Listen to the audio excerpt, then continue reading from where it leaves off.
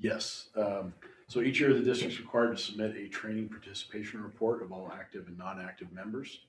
The report for 2022 has been completed. Thank you, Jenny. After signatures are attained, the report will be forwarded to the Board of Volunteer Firefighters for their records. So all right, and this is to get their pension credits. Correct. Okay. So is there a motion to approve the 2022 pension participation certification form? So moved. Second. Any questions? All in favor? Aye. Unanimous. Pension eligibility, Chief? We have one person requesting eligibility, and I'm not sure that this should go before your board. This is a D4? No, it does, because we've inherited all Got of theirs. Thank you, Jenny. Okay, so this is David Updike. He was a District 4 volunteer for 11 years, and he is just looking for the, he has requested a lump sum settlement from the Board of Volunteer Firefighters. Okay, so the request is for David Updike, settlement amount that Yes. is paid by the Volunteer Pension Board. Correct. Is there a motion to approve that request? So moved. Second. Anybody have any questions about that? I do. I have no idea what I'm moving on. Can you just elaborate a little bit further, What we're please? doing is authorizing that this gentleman did serve the community for 11 years, and we're saying that, yes, he was an active member of District 4. We've got the records to prove that. It's just Okay. an approval letter Thank you. to allow, yes, no problem. Appreciate it. Yep. Okay. And the pension board pays that, although we pay into the pension on behalf of the volunteers over their career. Roger that. No, I understand. All right, all in favor? Aye. It's unanimous. Any other action requests for the pension board? No, sir. Okay, if there aren't any, it's 11:09. We'll adjourn the volunteer pension board meeting and open the regular board of commissioners meeting at 11:09. And the consent agenda is the first item. Is there a motion to approve the consent agenda? So moved. All right, discussion. Chief, I just had a question about, there was a lot of numbers in this packet. And we will get to a budget amendment later. Correct. The mitigation account, I know that we get to see that every now and then, and there's getting to be quite a bit of money in there. Did we just transfer some money? We're going to actually request next month to transfer $153,000 to capital apparatus for the purchase of some new staff vehicles, which are outlined in the capital facilities plan, which mitigation fees allow us to replace items that are identified there as an offset. So we are going to be using. Okay. Yep.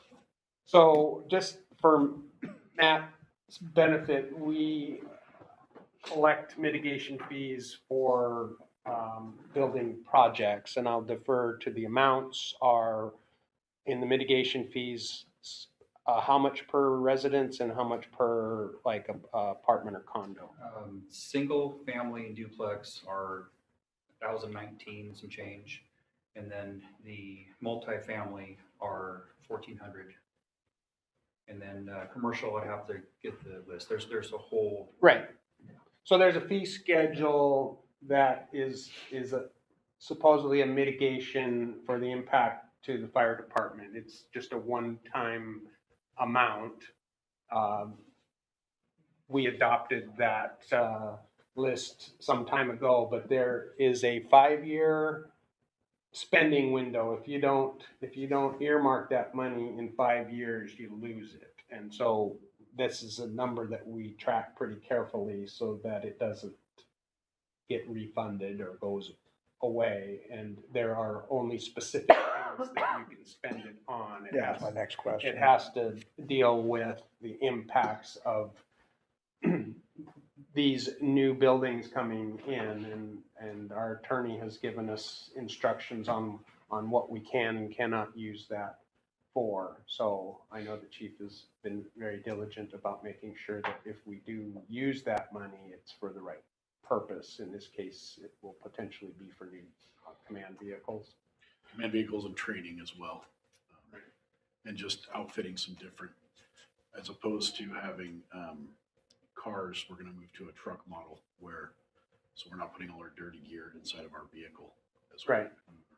Seems to be the industry standard, so. Anyway, that's, if you saw that pie chart, it showed the amounts that we've collected, and actually that number has gotten pretty big here more recently. But again, it's one-time money. It doesn't, we can't hire people with that money because we only get it once. So, thank you for updating us on that. And I'm assuming if once we take that, that draws down that 5-year It'll lengthen out that 5 years. amount and reset that Yes. part. So, does anyone else have any questions or comments on the consent agenda? If not, I will read the numbers. January total revenue, $685,548.64. That wouldn't have included EMS, sorry, that's next month. Total expenditures, February, $905,024.52. The vouchers, payroll and benefits, direct deposit payroll, $394,715.77. Payroll taxes, $88,250.59. Benefits voucher, $227,847.77. Monthly expenditure voucher, $174,585.91. Capital projects apparatus, $4,561.66. Capital projects, $15,062.82.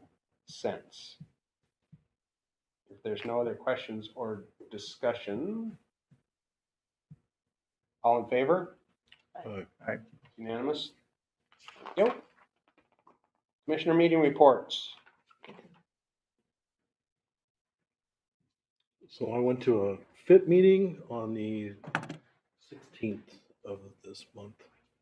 And basically, there wasn't a whole lot of talk other than the fact that they're trying to get more support from high schools, putting people into their program. But I guess Blaine doesn't have people in the program, so they've asked me to reach out to Blaine and talk to their school district about getting them interested in their program. And can you tell me what FIT stands for? First in Training and Extrication. The Northwest Training Academy.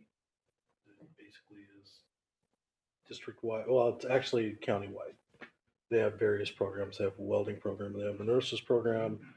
Meridian's kind of the hub. We take everybody from other school districts and transport them down to Skagit. Gotcha. Every day. And that's at the community college? That's through Skagit Community College, correct? Okay. All right. Commissioner, they're also up at Britton Loop on Thursdays and Fridays. So. Kimberly, did you have anything? I'll be going to the Blaine City Council next Monday, Okay. but he stood in my place for last week's meeting when I was out of town. The wonderful planning commission or the city Or the council? city Both. council. Both. Yeah. And also the Red Cross did come through with 8 smoke detectors, Okay. and they will also be bringing us some for the hearing impaired, that we're going to get Strobes. 4 strobes and 4 bed shakers. Okay. And how do we distribute those? I am going to be, Chief Aaron Holtz and I worked out a schedule. I'm gonna go meet with all the crews in March. I have 8 dates that I'll go in and give them the form and the explanation, and then Chief's going to deliver the alarms after I meet with them. And there's just simple forms that the Red Cross needs for the homeowner, if they install it, for the homeowner and the firefighter to fill out, and then we submit them to the Red Cross so that they have their records that they've been installed because they also, replaced them in 10 years. And so if they have names and addresses, then it's in their system. So they know. And so are these people identified by us going on calls or seeing a Yes. need somewhere? Yes. And Yes, having that available. yes. Cool. Yep. Nice Great. job. And my grant writing class is going very well as well.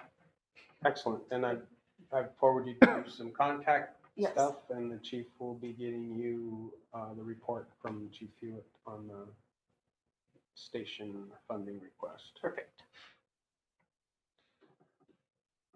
Hi. Hi. So on the 9th, I did go to the, there's not much to say. I went on the 9th in person, not virtually, like some other people had the luxury of doing, to the planning commission meeting. And it really was essentially a bunch of angry Blaine citizens there that wanted an opportunity to speak out against the potential development of a motorhome community in excess of 4.8 acres, which is the current statute for Blaine. And they were immediately told there will be no public input. And then the discussion was about how Washington is ranked 50th in the state for affordable housing. And the conversation morphed into, will this be a solution to affordable housing? And they couldn't get anywhere, so the entire conversation was tabled to April. That was the planning commission meeting. And then the city council meeting was a little bit more interesting. They discussed the $75,000 commitment with Bob Stowe to assist the council in creating the TIF proposal to send to the state. So there was a lot of back and forth, and Chief was there with me for it, about whether or not this is something they even understood. And it did seem that there was a lot of information that they still lacked.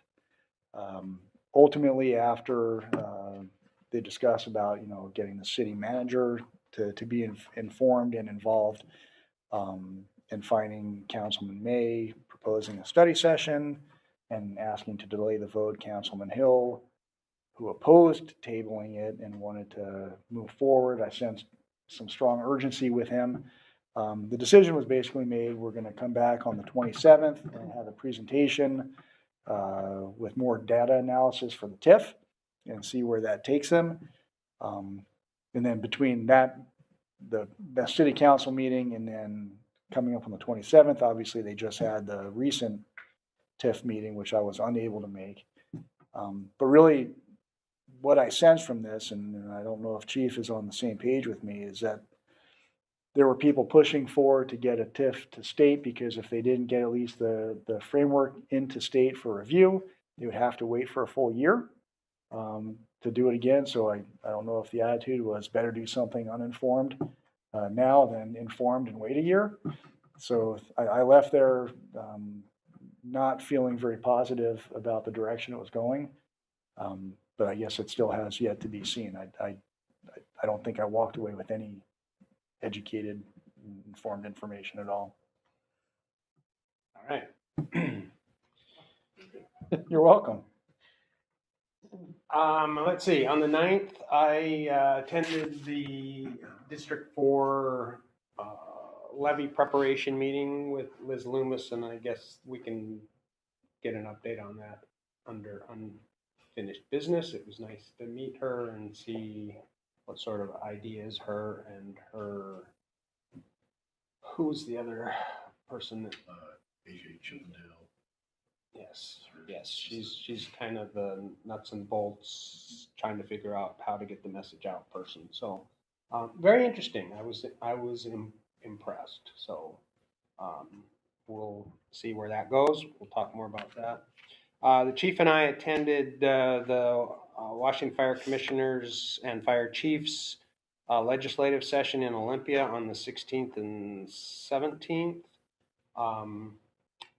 I was pretty impressed by actually the fire commissioners and chiefs for having organized the morning session of sort of giving us an update on what bills are out there. There's not a ton of meaty bills, although well, we have pages and pages of Senate bills and House bills that have been entered into the pile for consideration.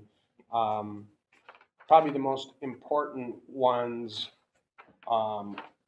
most important one had to do with changing the 1% lid on financing for fire districts or junior taxing districts. Raising that to 3%. So instead of 101, 103, the Senate bill was voted down because it had some other weird attachments to it that people weren't comfortable with. The House bill was purely a, do we want to allow fire districts to take up to a 3%? It had nothing to do with cost of living or anything. So, I mean, even this year with a 9% inflation rate, it would be painful to take 3, but 3 is way better than 1. And after speaking with our representatives, it sounds like it's got some traction. So we're keeping our fingers crossed and hoping that they have the fortitude to say 1% isn't cutting it, and we're not the only fire district in the state that is suffering from this 1% limit. So the other meetings with our representatives I thought were positive. Representative Rule lives close by, very familiar with the railroad crossing at Bell Road and Portal. We made sure that they understood that the bridge over Dakota Creek was an important component of that, since it's aging and not on the top 10 list of being replaced, but it impedes our ability to move tenders and the ladder truck across. We have to get permits every year for our engines to cross there. So that was nice. The 3 of them wrote a letter in support, and then Chief Vanderveen and Jenny crafted a letter that the chief and I signed and sent off as well. And we got a response back and some requests for more information from the gentleman that is doing sort of the final tweaking on that proposal. It sounds like the railroad is on board with this. It sounds like this falls into the category of the federal infrastructure rebuilding program. And I think there was a lot of hope that this thing might get some funding and traction. If it takes anywhere near as long as the Ferndale overpass over the railroad, it might be another 10 years before we actually drive a car over it. But it would be nice to at least get started on the engineering phase of that and do something. That's a mess. But I thought our contact with our representatives were all positive. Senator Shoemake is the one that offered up the idea that there was some funding for a fire station on the reservation that she thought we could apply for next year, at least make an attempt to get some money to help mitigate our falling down station in Birch Bay. So we're going to pass that off to you, and hope that between you and the chief and getting some information from Bellingham, who helped write the grant, that maybe we can get some money sent our way. And then the chief and I are slowly going around and welcoming our newest members and doing their badge pinning. We did one yesterday. One on Monday got canceled for, guess what? They were out on a call. And then we have, I think, 2 today. And last but not least, I did. Chief, do you want to add anything what happened at Ledge, or did I I think miss anything you there? summarized it pretty good. It was worth the drive down. I sometimes you go down there and you're like, oh, this is gonna be a waste of our time. But I really think we made some good inroads and got some personal contact information from our representatives. And so I think, and we also invited them, once session is over, to come see us and learn about the fire district and our funding issues, et cetera. So we're hoping to follow up on that as soon as session is over. Last night was the special city council meeting. The chief and I and our fire marshal were there.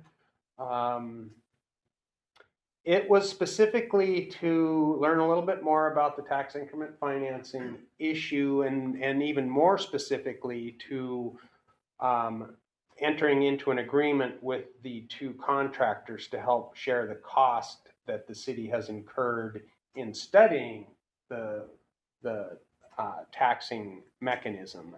It was over $60,000 that the city has already incurred of a $75,000 bill to the consultant, of which they were hoping to split 3 ways between 2 of the contractors and themselves. So this meeting was really, correct me if I'm wrong,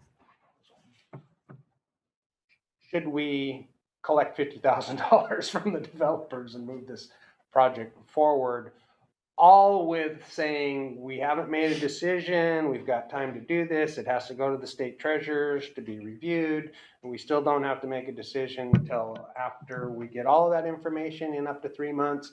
And even if we do get it, we don't have to do it. So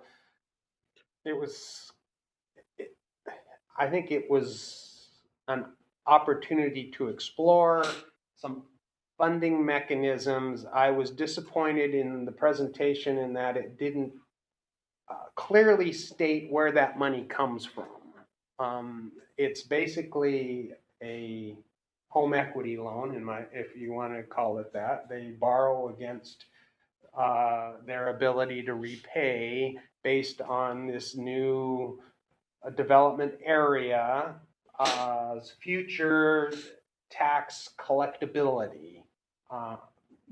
The money comes from what would have been collected for us and other junior taxing districts. So we would be, if let's say they started in 2024, our tax collection would be frozen in that area where it is today. And for the next 25 years, any increases in AV that would have come to us goes to the city instead. We are trying to make it very clear to them that that is not a good idea. Not only does it take away operating budget funds from us, but the development adds more responsibility to us. So more responses, less money. From a fire department perspective, I think that's bad business. So our attorney said we have to provide services. yes, we are Obligated. obligated to provide the service. But we can only provide what we have available. So, I mean, yeah, we can provide service, we just don't have any service to provide. At the point where our apparatus are constantly out on other calls. So, we, after the meeting, made contact with the mayor and one of the council members who seems to be most outspoken, and let them know that this is a bad idea for the fire district. And we have a meeting scheduled with the city manager tomorrow at 3 o'clock. So, sorry, long-winded, but there's a lot of stuff going on right The now. new city manager. Yes, yes. Meet and greet and give him an overview of what we do, what we can and can't do, the impacts of all this development, the impacts of bringing more tourists into town, the impacts of development without funding, I think would be topics worth discussing. So that's my plan, but Chief may have a different. That's pretty much what I outlined on the phone yesterday. So anyway, that's where we are. Next item is the local 106. I see they are not here today, but I'm assuming they have a message. They wanted to say congrats and new promotions. We had a couple members that are going to get promoted here, lieutenant, so after their successful completion of the assessment center. They wanted to say thanks to Commissioner Rigberg and Chris Hollander and me for going around visiting the District 21 stations and taking a look at the facilities, taking time to do that. They're looking forward to seeing what comes of that. And then Mr. Brown, of course, but we still have concerns about Station 63. Why?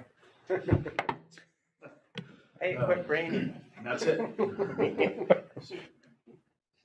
Need a bigger tarp. I always wanted a sunroof in there. Got one. Thanks, Chief. I'm assuming there's no legal issues. We didn't have any contact from our attorney. Move on to unfinished business. District 4 update. District 4, as we said met on the 9th. Moving forward, working on our outreach. We have secured spots for, we have secured 2 of the spots for outreach, which will be happening the week of March 20th. We're working on a 3rd. The one we don't have is in the North Shore area. That opportunity has fallen through. So we're desperately looking for a place to have, whether it's a citizen host or something, anyway, for an outreach meeting where the chair of the board will go before the citizens and tell them kind of what spot District 4 is in. This will be post the mailer going out. So they've prepared a letter, and I believe Commissioner Hansel's have you seen the draft? Basically says we're out of money and out of options. And Bellingham's not an option. And our options are, the most economical option is District 21. They've been great partners for over a decade. They've been very supportive of us and lenient. They didn't think they used that word lenient, but they've been very, very professional. And they provide a great level of service. It's a level of service we cannot back down from. But if we don't raise funds, we're going to have to do it on ourselves, because District 21 cannot any longer legally provide, sign that contract. So it's a call to action for the citizens. It's written very plainly. It's going to be a trifold that goes out to every single home in the district, every single address in the district. We have another meeting next Thursday, to keep things moving. But we've got the mailer ready to go. We've got the postal clearinghouse ready to go. Just waiting on that one last date for a spot. Spoke with the consultant this morning. We're gonna try a few magic tricks and see what we can turn up in that North Shore area. It will be interesting to see how this process works this time. I know that they're very more honed in on the residential properties and making sure everyone is going to get the message this time, and those that aren't in that district don't get the message either. So I think they've got some different tools than were used last time. In game though, what happens to them if they don't get their raising taxes? What's their plan B? Their plan B? They haven't discussed their plan B. They're Should putting. probably start discussing. I That should be part of their talks. I agree with you. Yes, that's a good point. Are you gonna meet with them at all prior to this, or? I've been following the. I'd like to know what their end game is. I'm sure they don't have one. Yeah. I'm sure they don't have one. But it probably would be worth making sure that they know that. I don't even know, I don't think anyone knows what the end game is if the public chooses not to fund your fire department. You're right, Commissioner Crawford, we need to get that on the agenda. I'll put it on the agenda. for Yeah, next- they need to come up with a plan B. Next month. Yep. Thank you, ma'am. WSRB, I haven't heard anything, I'll reach out to him. Sorry. I've been involved in other projects and I know it's done, I just don't know why we haven't received what we've got, so. okay. Facility, We'll do this in two parts. One, I'll go first and then, duck. yeah, I'll be the good cop and I'll let the chief work the bad cop. Yeah, Commissioner Ray Bird generously donated a Saturday morning to coming out and taking a look at all the facilities in District 21 where we house staff. I'm not going to give you his impression. I'll let him do that. But it was a good trip, and it was good for him to get out and meet the troops. I would encourage everyone to do that, and I'm not sure how we do it logistically, but I don't hate his idea of holding a meeting in each station once a year. That's not an awful idea. I just don't know how we pull it off with Sure. technology. So, we did get the report back from the air monitor testing. I'm gonna let Chief Ward speak specifically about that. I will warn you that I took the report and put it in my briefcase bag, so I don't know if he skimmed over it. I think he skimmed over it a little bit. I haven't read it all the way through yet, so. But without further ado, Well, I'll hit that first. Stations are safe. Cool. The, Wow. Air quality is safe. Never We'll mind. start with the crumbling station tower. 69. 69 is clear of any VOCs and mold. Dust is the biggest issue. Recommended that we buy some form of those HEPA filters, the big HEPA filtration units, and put those in the living areas so that at least it reduces the amount of dust in those areas. That unless we can do that within the HVAC system, which is not possible with as old as that building is. So that's 69. 63 was the same thing. No VOCs in any of the living quarters. They were measured in the billions, and so I mean we're in the billions right now as far as VOCs go. So that's natural air. You go outside, it's in the billions. So very little amounts. Again, dust is the biggest issue at 63. Cramped quarters in there make it a little more musty. But again, no mold was really detected at 63. And dust was our biggest factor there.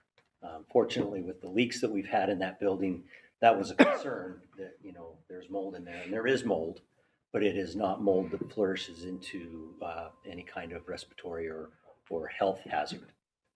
You hear a lot of people go, well, it's black mold. Well, most mold is black, but it's the type of mold that it is that creates the respiratory and the health hazards, and none of those samples came back positive. 62, that's the scary one. Although the air is safe, there is mold in that building enough to where it measured, again, not the bad mold, but mold itself is measured in the air itself, just because that building is damp. There's no ifs, ands, or buts about it. but isn't currently occupied. But it is not currently occupied, yes. His recommendation there and in all the buildings was, one, get rid of all the carpet, because that is nothing but a magnet of dirt and grime and dust and all that stuff that we're bringing in and around. Obviously 62 would be, needing some major work in it to help the exterior envelope as well as the interior envelope, making sure it's safe for occupation when we decide to do that. Talked about the point capture system needed at 62. He did commend us on having the point capture systems in all our stations. He says that's a huge positive for us to keep the VOCs and hazardous chemicals out of the areas that we live in. Obviously, there's areas that you can't control, but he was pleased that we moved the living or the beanery from 63 from where it used to be in that small room that's now the yoga studio to the front, because it gives us a little more buffer between the bay and the living areas. And then same thing with 69. His only concern with 69 again was the officers' quarters were relatively close to the bays without a secondary source of closure between the bays and that office. But he says it's not something that's really possible with that, the way that building's designed and laid out. So, but overall, I was really pleased to see that there wasn't anything that was anything really above normal standards and normal levels for anything other than dust. And a crumbling tower. And a crumbling tower, but So, so 61's report was. we just did the 3 stations. We did 69. We didn't do 61. So it's relatively new. It's got there's 2 doors between the living quarters and the apparatus bay. It fits. Gotcha. That nobody leaves here with a runny nose the next morning. I did, and you said I donated time. That was on you guys, so I appreciate that. I left there with a bunch of information that I did want to discuss. It won't be at this meeting, it will be in March.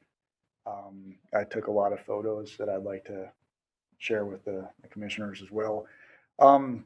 To me, it seemed fairly apparent that the firefighters and staff that are in these stations are making do with some fairly untenable situations, and they're doing it to the best of their abilities. So please pass back my thanks to everyone for all of their efforts and the sustainability that they're putting forward in the stations. However, it isn't sustainable.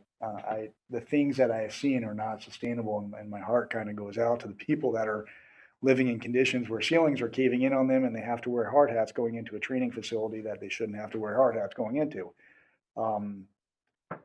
I saw things that, to me, from 20 years of law enforcement, a police station and a fire station are the same thing. They're pillars of a community where everyone looks to for hope in really crappy situations.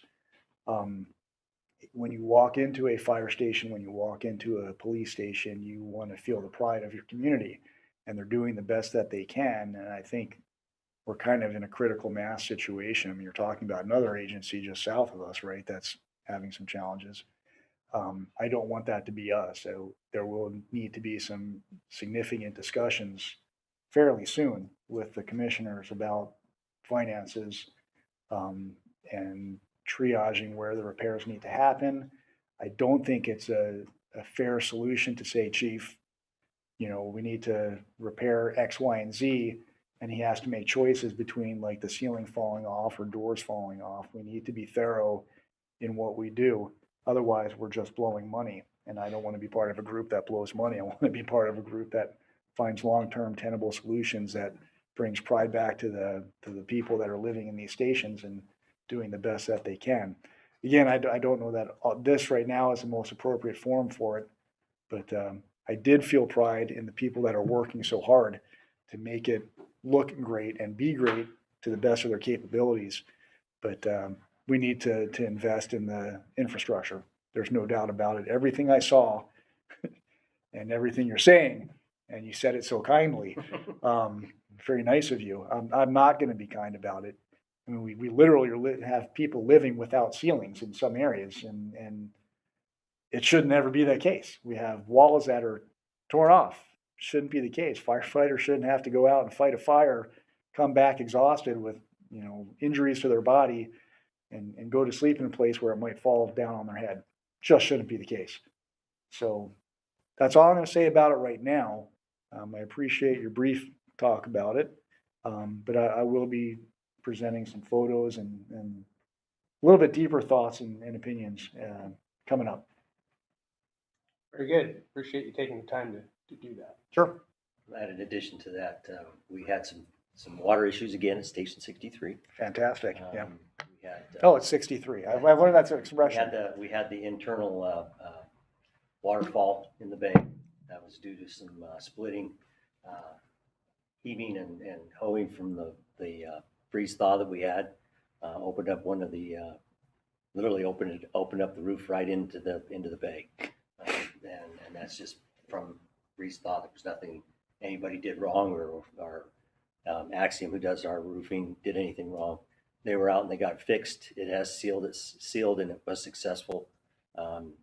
Last week, they were back out to try and identify a secondary leak that's been ongoing. They thought they fixed it again. It's still leaking. And it's that front section of the station, that whole front section of the station. Their recommendation, it needs to be torn off and replaced. There's no simple way. It's foam insulation with tar on top of it, and the problem is the foam insulation has been saturated for so many years, you can't identify where it's actually leaking in. They've done every repair they possibly can to the drains, the scuppers, anywhere where there's a potential for water to get in, but water will get in 20 feet away and it drips, not in the normal spot, so you can't.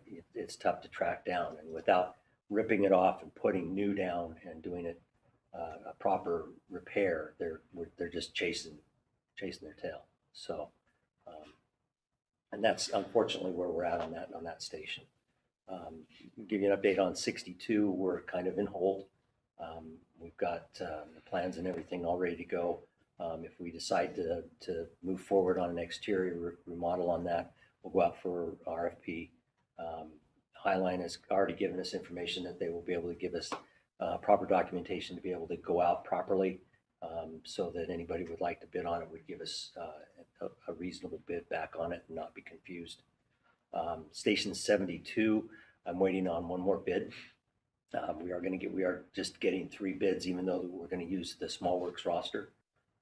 We want to make sure that it makes the audit, keeps the auditors at bay, that we're not stepping out of bounds, and that we're doing due diligence to make sure that we're getting the best costs for what we need to do there. So, Do you have a timeline on that one? I do not. The Highline is preparing a bid for us, and their proposal gentleman that does all their bids and that, he's on a vacation break, and he won't be back until next week. So I'm hoping to hear back from them by then. What's that word he used? Did you say vacation? Yes. So one thing that I would like to just throw out there, even if it wasn't clear from what I'm saying, this is an exigent situation, and I know you can't make money appear out of thin air. It needs a lot of deliberation, thought, and conversation. But when we have things falling in on our people that are out there risking their lives, it's exigent. So it is incumbent on us as a commissioners board to start digging into this. I wanted to explore various avenues of funding. Bruce, I know that we talked about that briefly. We had mentioned prior, the potential for commissioner's bond. I think we need to get educated on that, and just consider that it's not the only path. I'm sure there are multiple different paths to possible success to help fix this, but that's one I think that we need to be educated on, or at least I don't know if everyone else already is. I am not, and I would like to know more about that. So with that, we should, there is a gentleman that does presentations on district bonding. He's kind of the expert in the state. He did a presentation at the Commissioners Conference in Spokane. I have given his name and presentation documents to the chief. And I guess at this point, if no one has any issues, we can ask the chief to make contact with him and figure out a time and place to have a presentation from him, whether that's via Zoom at a special meeting, work study session, or whatever. I think he can probably accomplish that in under 2 hours. But he was very impressive, and he would be able to give us some ideas. And I believe he does that without a fee, especially hoping that Yes, you The best kind of agreement. Based on the nature of the request. figuring that you may eventually want to borrow money and he could help you arrange that. So, I think that's an excellent idea. so, you know, what you're talking about is how do you get money immediately and, you know, it's not immediate, but it doesn't require a vote of With exigency, not immediate. the public. It's a commissioner, what's the right word? Commissioner indebtedness. That's a terrible one. Yeah. I like bond So better. you pay it back. Basically, again, it's like a home equity loan. You're borrowing money against your future ability to pay it back. And it comes out of your general fund. So you have to decide how much can you afford over X period of time with the hopes of eventually getting the public to support and maybe either help you pay off that bond early or do some other funding things. So, but I wish I could remember the gentleman's name, but Yeah, I can't. Chief, if you could make I will reach out to him, yes.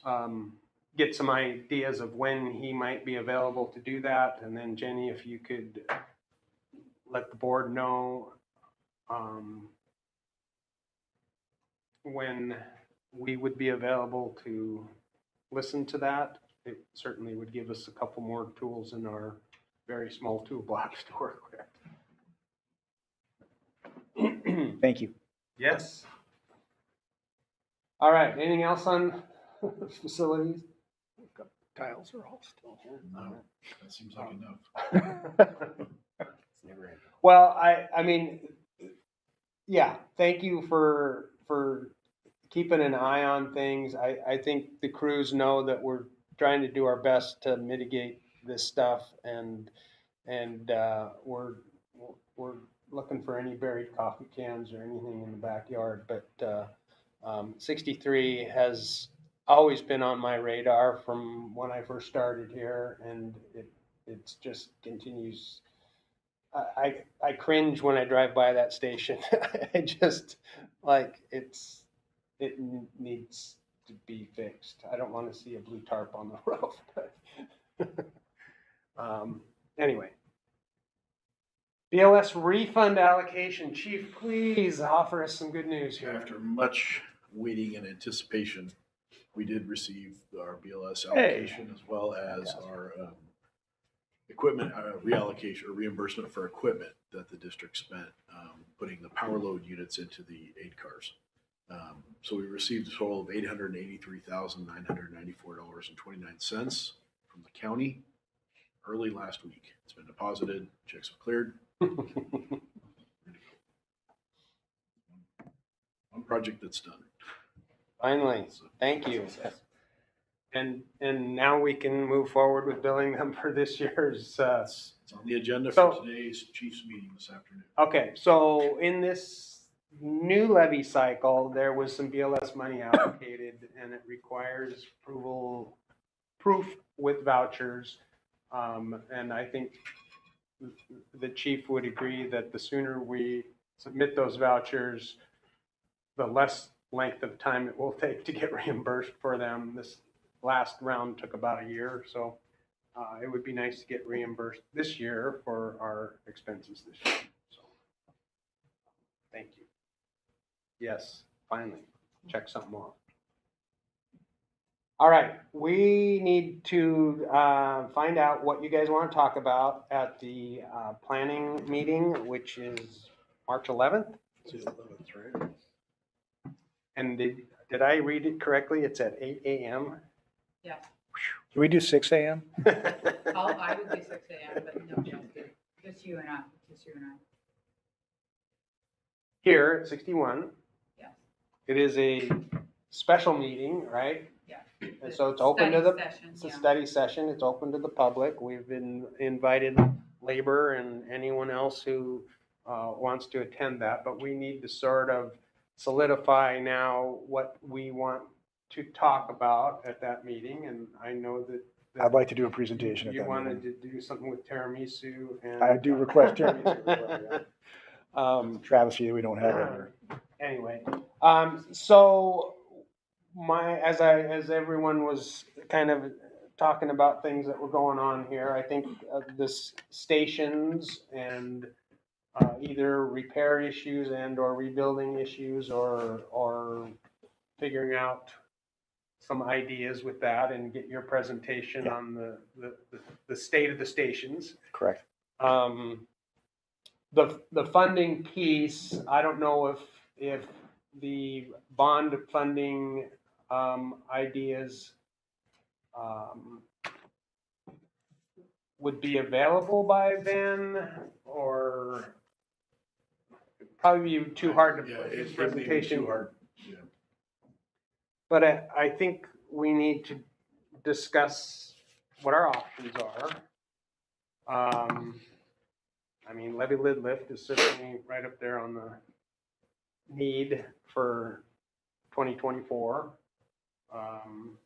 Grants, which we have made some contact with people that might be able to help us.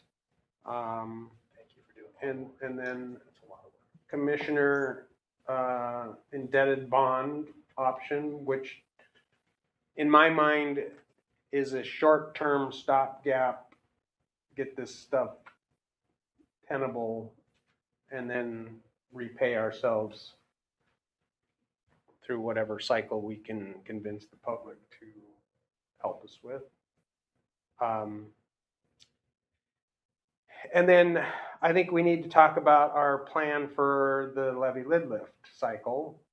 And I don't know if you have made contact with Liz Loomis regarding a potential help for us, or if we could get on her calendar to decide if she wants to take this project on or not.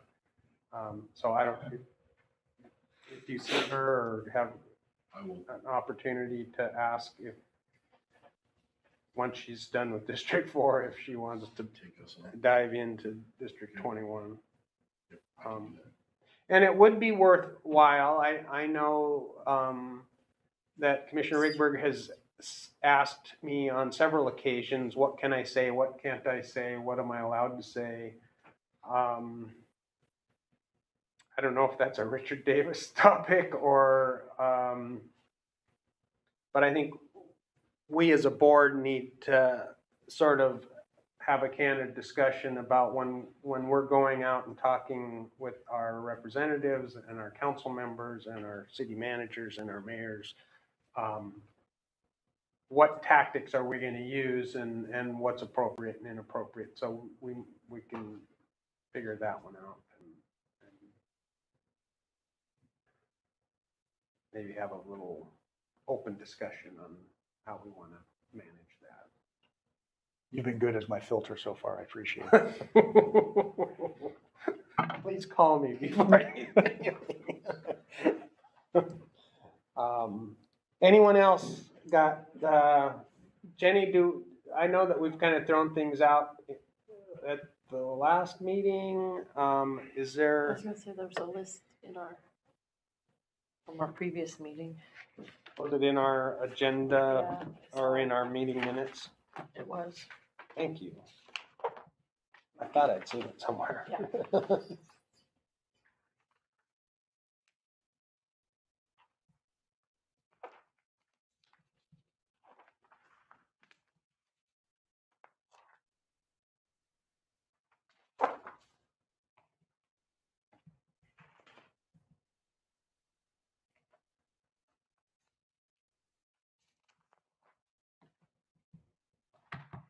Okay, here we go. Goals and directions from the board's perspective.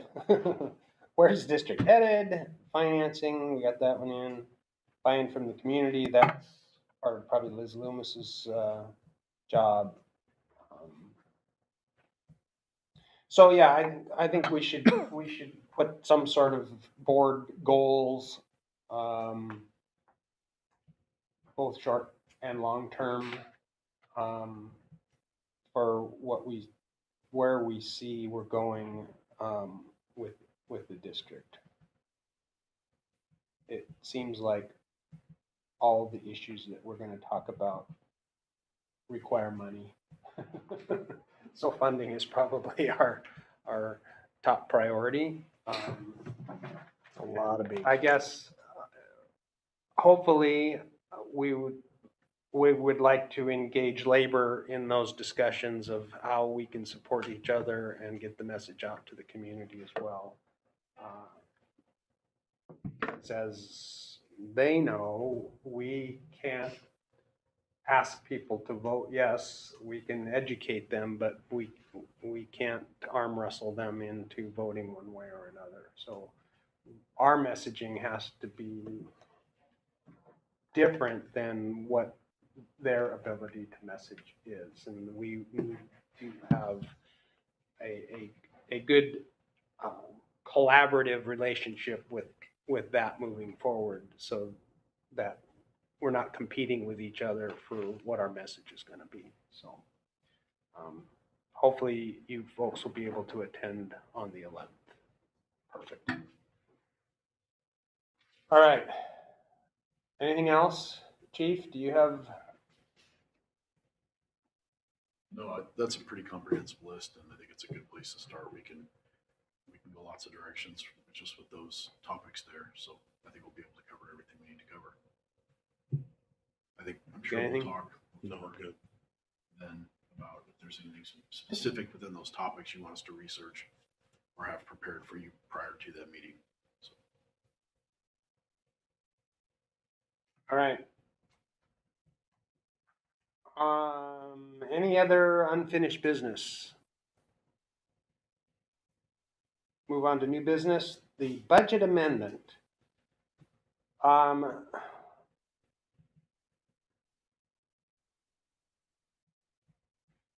Chief, that was a really large amount of paperwork. Yes. The Reader's Digest version is probably for Matt more than anyone else here, but we adopt a budget and we tell the county and go on record for the auditors as to how much money we expect to collect and how much money we expect to spend, and we sign a document that says this is what we're going to do. And typically things change throughout the year, and we either collect less or more money than we predicted, and we spend less or more money than we predicted. And so on a annual basis, the chief looks at all those numbers and amends them to reflect what we actually did. That that perfect. It's in a nutshell. So this bunch of pages basically is what I just said. Exhibit A defends the board action request that's in front of you today. So there were a couple of numbers in here specifically that I'm trying to understand. Okay. And so there's the big flyover number, which says we actually collected a little bit more than we spent. Is that true? Yes. Okay, so that's always good. But then there's this, we moved, we increased, we subtracted, we added, and can you explain any of that? So what you see in front of you, so the third paragraph down. This is in the board action request. Board action request 2023-01. There's the bold on top, which is the request, and then the paragraphs underneath. The third paragraph, you'll see it says that we're asking to increase the general expense fund budget from $9,545,031 to $10,857,137. That is, we spent more than we budgeted, but we did not spend more than we had revenue. So with the addition of the 6% plus the incredible amount of overtime that we incurred last year, we had 5-6 vacancies up here mid-year with people leaving. So we incurred far more overtime than we ever thought we were going to. that's what pushed us beyond the, those are the two big ticket items that pushed us beyond our budget for the general fund. Now, you start to get into the other stuff where it says the capital projects fund will be increased from $64,500, that's what I budgeted, to $74,982, which is what we actually spent. These were, we staff cannot take from capital without approval by you. And it's, so it's all above board. We're not doing anything weird with money. Move on to the next one. Capital Facilities Fund would be increased from $50,000, which is what we budgeted for it, to $63,853. Capital Apparatus Fund would be increased from $265,000 to $1,045,570. And just as a reminder, that was to An cover, engine. An engine. Yep. So that paid for an aid car and an engine. right? The reserve fund would be increased from 0 to $1,750,000, and that means that I had budgeted no money to go into reserves. Or excuse me, we had not planned to take any money out of reserves in the budget, but what we did, we took $1.75 million out of reserve and moved it into capital apparatus. Okay, and then that money, and then you see that money in the $1,045,500 or $1,045,570. Sorry, dry mouth, tired, and too many numbers. So, and it's in parentheses, transfer out of capital apparatus fund. So that money went from reserve to capital apparatus and then out to pay for an engine, which we prepaid for to get the $60,000 discount, as well as there was already money in there prior for the ambulance that we spent. The LTGO fund would increase from 0 to $45,726. That was, we had not budgeted to move any money out of the LTGO fund, but it was kind of like it had been bugging several members of the board that we just had this LTGO money sitting there and it didn't go anywhere. So we moved it from LTGO to just general reserves. So And it's that fund is an old bond fund that has been paid off, expired. This is money that trickles in from It's as tax close to zero as we can get collections that were delinquent or whatever. So correct. When a property goes into foreclosure and somebody buys it at auction, all the taxes get paid. So this could have been a property or two where people owed the money for years and years and years and not paid their taxes, walked away from a home.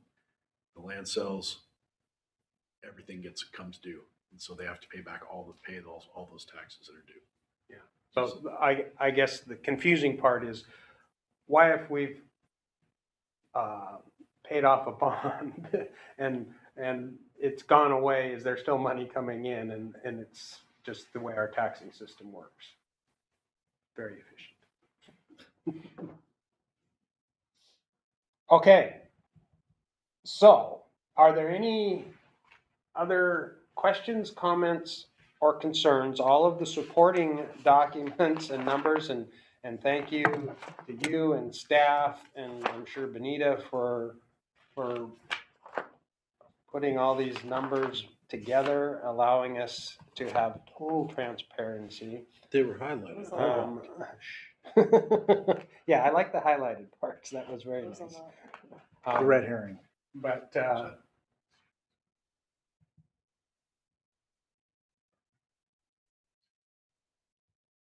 right.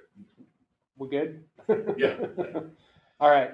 So does anyone else have any questions, comments, or concerns? For me, the important thing is that we didn't go into debt. We actually covered the changes in the budget request, and the fact that this routinely happens. So You know, it's like a crystal ball. You try to predict how much you're gonna spend, and then 12 months later, things have changed. So thank you, Chief, for. Just if I could, probably the page where you're gonna get the most information out of is the 2022 budget position totals, which is the page after the resolution. Right. And that will show you what we received, or the revenue that we had budgeted for, the revenue we actually received, the expense we'd actually budgeted, and the amount that we actually spent. Right. And we did, if Yep. municipal finance is odd, I think you're gonna learn, I'm gonna be learning about it until I retire. But instead of looking at budgeted, if you look at revenue received, we did not spend more than Right. we received. Those were the two numbers I Those looked at. those are the important, it's, Right. it's great to stay on budget. And that should be a priority for us. And I will like to say this is the first year we've gone above budget, or during my tenure. But we still came in 1.5% Correct. under. Yep. So that 1% goes somewhere. All right. Questions? Yeah, Comments? I have a question, just regarding any type of building improvements and repairs. How are you able to stay ahead of hemorrhaging money on repairs right now? Is there any way that we can do that If we, in the short term? I mean, obviously, we're looking at long-term solutions. no, we're Band-Aiding, budgeting, Band-Aiding. What's the worst? We're trying, we have a discussion anytime a big bill comes up or a big need comes up. If we don't fix this, is it gonna make it worse? And unfortunately, that's kind of where we're at. If we don't address this right now, a great example is Station 68, where the tender group operates out of. The gutters were shot. They were not doing their thing. They were starting to spill over, fall off. And they were put there when the building was originally built 35 years ago. Right? So we had the gutters redone. We didn't, we got bids and went and got the gutters redone. So that we're trying to offset any further damage. If a repair can be made legitimately and we can get 10 years out of that repair, that's kind of what we're looking at. If the repair is not suitable for a reasonable length of time, we're looking at what's the replacement, so that we can get the long-term life out of it rather than, again, the Band-Aid. We're looking at, I mean, I know it's hard for you to be proactive right now, but, one of the examples was the tree roots that were getting ready to encroach on the foundation of one of your fire stations, which is Right. going to cause tens of thousands of dollars in damage. Are we able to get ahead of that Yes. now? Okay. Those are the kind of things that, as we see them, and thank you for reminding me, that was something I thought I talked to Chief Ward about. I didn't. So it's something we'll go look at, at the end of this meeting. I'm here to serve. Thank you. You're welcome. All right. Yeah, those kind of things, like I said, if we can triage it and we can stop further damage, we may not be able to make it look beautiful, but if we can stop further damage or make it tenable for the troops, then we do it. Okay. If it's, Axiom, the roofing company says you need to repair the roof, replace the roof. Well, that one's gonna have to go, unfortunately, on hold, and there's gonna have to be a deeper discussion about that. We're looking at a lot more money. But yeah, getting someone to grind up roots between the trees, I'll stay away from the roots, I promise. Should have done that 2 I'll weeks just point ago. them out, Yeah. We'll make sure that we've got 3 people standing around you so that if you do fall again. Yeah, that's something we can take care of. Taking trees down, that's what we did at Semiahmoo. We had that ice storm. Right. And it was our opportunity. We pulled a bunch of trees out. It looks It wonderful. looks a lot better. Thank you. But at Station 62, we had the ice storm. It took down a couple trees and looked ugly. And we just decided that, you know what, we've identified trees that are a danger to the property. Let's get rid of them. Were you able to get any traction with Mr. Franklin over there for that one huge tree that there's an argument about who owns it? Right now, we're doing this. Okay. Not in us. It's HOA versus the developers. It's not on our property. It's It's not common, on it's our- common, it's a common area is what they call it. And so he's having to fight with the They can just chop it down and share the bill. Yeah. Make it nice. Okay. It's not in our property. They, apparently the way those lots are built, the lots property doesn't go all the way, doesn't abut to ours. It's in a no man's land. Okay, So we know it's Easement not but ours. it's not it's not It's on some- our it's some- property. I went out and looked. It's somewhere between the homeowner, the developer, and the HOA's problem. If you get a survey And if crew out there it, to. sorry, We but already if did it, that. if Actually, it we falls went- down, it's not gonna hit our station, so. No, it's not gonna hit our station. And we sent a certified letter to the HOA letting them know this is a danger tree. An arborist has told us it needs to be removed. They could. That's the dead one, right? Both of them. Yeah. That was a recommendation from the tree faller that came out and did the work. Okay. He and I walked and he says, "Oh, those got to come down." And I said, "Well, they're not on our property." He says, "Well, whose are they?" And it was his recommendation that the certified letter, because then at least it's documented. So anyway, we got way off much of that. Sorry. Thank All you. right, Answer my question. Appreciate it. without further ado, if there's no other specific questions to the budget amendment, we have board action request 2023-01. I guess we didn't really have a motion before we did all the long discussion, but is there a motion to approve that budget amendment? Move to approve. Moved and seconded. We discussed the heck out of it. Any other chance? All in favor? Aye. It's unanimous. Thank you, Chief, for presenting that. Thank you, Benita, for calculating it. Yeah, obviously there was a lot of work that went into that, so appreciate staying within our bounds. Resolution 2023-01 is surplus equipment resolution. MSA Firehawk respirator, don't use those anymore. Is there a motion to approve resolution 2023-01? Move to approve. Second. Any discussion? We'll do it in order this time. Stuff that we don't use anymore. Does it have any value? Perfect. All in favor? Aye. It's unanimous. Sorry, I should have said for the record out loud, no, instead of shaking my head. Sorry. It's all right. You're recorded, so we can see it. All right. Correspondence. We've had some fires. I need to go on record about the Blaine Middle School. This highlights our inability to provide protection to our biggest assets.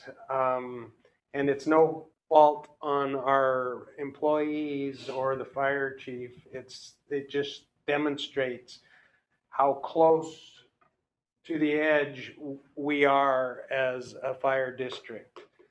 Had Chief Vanderveen not been doing a kind thing by helping some neighboring people get back to Canada who were transporting an aid car that broke down, he would have been coming from Linden, but happened to be very close to the location of the middle school when a commercial automatic fire alarm came out and it was upgraded to a structure fire response. So there was a fire in the school. There is one school in Blaine, and this could have burnt down the whole friggin' school had there not been automatic sprinklers in there.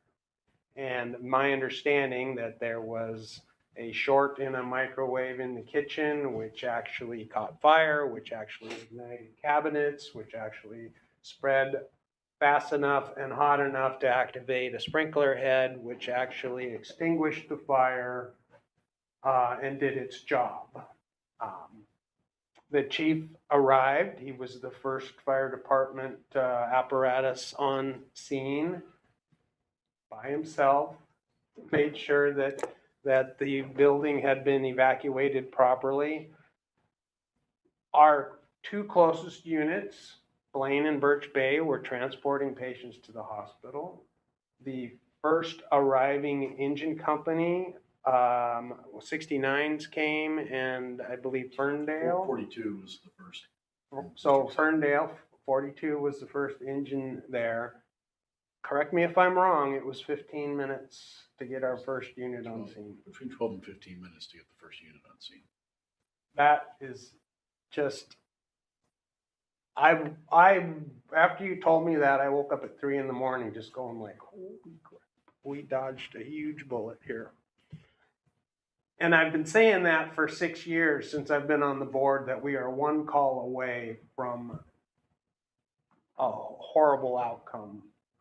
Thankfully, this building was sprinklered, but if this doesn't make us, help us get the message out to the community that this could happen anywhere. This could have been a house with kids in it. This could have been a commercial structure down in Blaine that takes the whole block out. This could be down at the marina that takes the whole marina out. We do not have, I will go on record saying, I do not believe we have adequate resources to protect the properties that we currently are tasked with protecting. It's our job as a board to try to figure out how we can improve that. But thank you, Chief, for your response, and the firefighters who go out there every day knowing that the resources that they need aren't readily available. So that's my soapbox. If I could, Sir.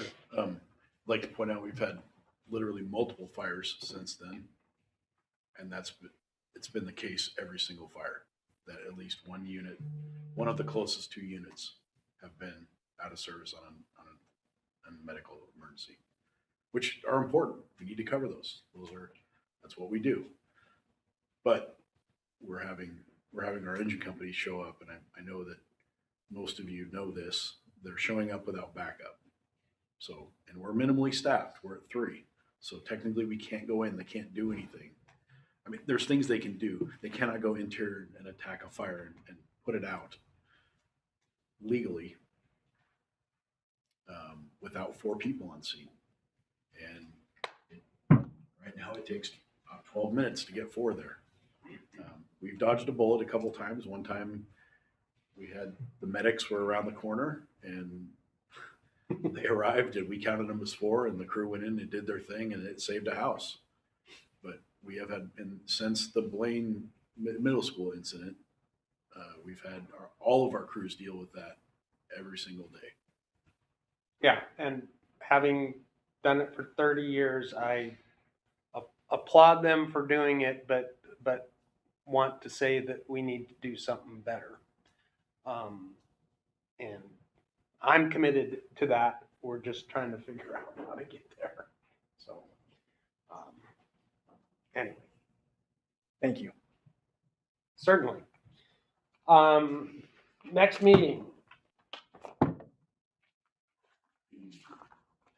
I'd go into the other call, but it's probably HIPAA protected. Yes, it is. Went right over it. March 16th is our next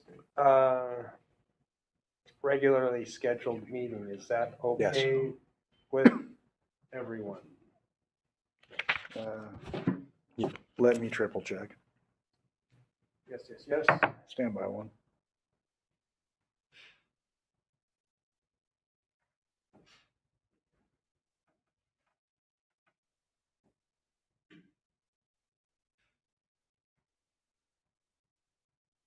I will not be available for HIPAA protected reasons on the 16th and the 15th. Okay. I'd like to be here, but I will Not not be in any, Zoomable either. I don't think I'll be in a coherence. I'm having a procedure on the 15th. All right. Well, there should be three of us, so you're good and you're good? Yeah. All right. I'm assuming that Commissioner Fisher is gonna be unavailable for some time. It's a deal until he can regain strength to basically get up and walk around on his own is what I'm being told. Can you check about March 11th as well? The board study session? Yeah, I don't think he's gonna make that either. Okay, no, I meant you guys are all okay for that. Oh, yeah. Oh, the 11th, 8 o'clock, we're good? 6 o'clock a.m. for you. Yeah, Yeah. I'll be, Bruce will be here at 6. I'll be here. I will send out lunch menus to everybody. Thank you. You know what? I'll unlock the door, so when you get here, it'll be. Okay, I appreciate that. Thank you. And will we figure 4 hours? At least, I think we said 6 at the most, 6, okay. no later than 2. Chief leaves at 2. That's what I promised my wife. So. Fair enough. All right, agenda items for next meeting. We've got, continue with the District 4 update. If there's something on WSRB that we need to know about.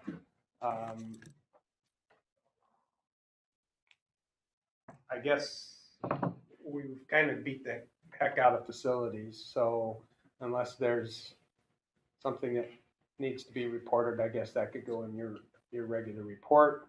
BLS comes off, the planning discussion topics comes off. Any other issues, items? I think we'll probably have clarity on the TIF, lane. TIF. I think they're gonna move forward, from what I heard last night, they're gonna move forward with the process. It doesn't mean they're going to use it, but they are going to see if it's doable. But yes, we can, I don't know if you want that on the agenda or not. well, I think it'd be under commissioner meeting reports. If you guys are gonna attend that, so you're both going to that on Monday? On the 27th, Yes. I was planning to be there. I'll be there. Well, you don't have to, I I will be there. I'll be happy to be there. you know, I'm just asking. He Your said that was, choice. he said that was good and cheap. I'll All right. Throwing stuff. So we're good there.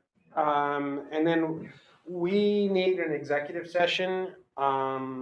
There won't be any action taken after that executive session. For RCW 42.30.110 subsection G, to evaluate the qualifications of an applicant for public employment or to review the performance of a public employee. 15 minutes. It's 12:30. We'll be back at 12:45. That is punishment.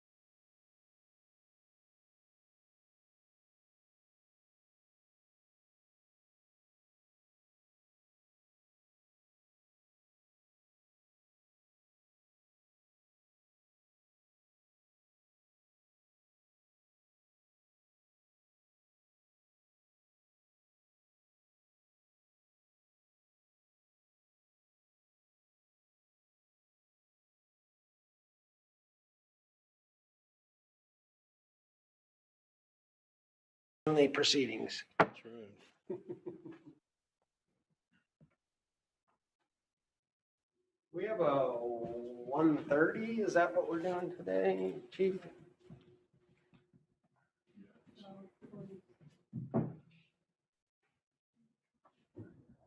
Family proceedings. Sorry. Let me know when we're back on.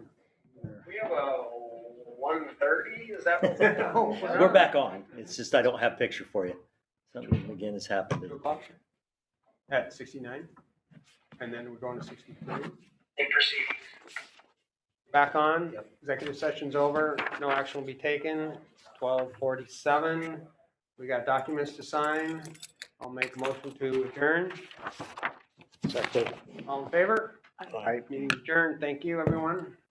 Yes, ma'am. My attendance class, does that go on here? As, a meeting, yeah.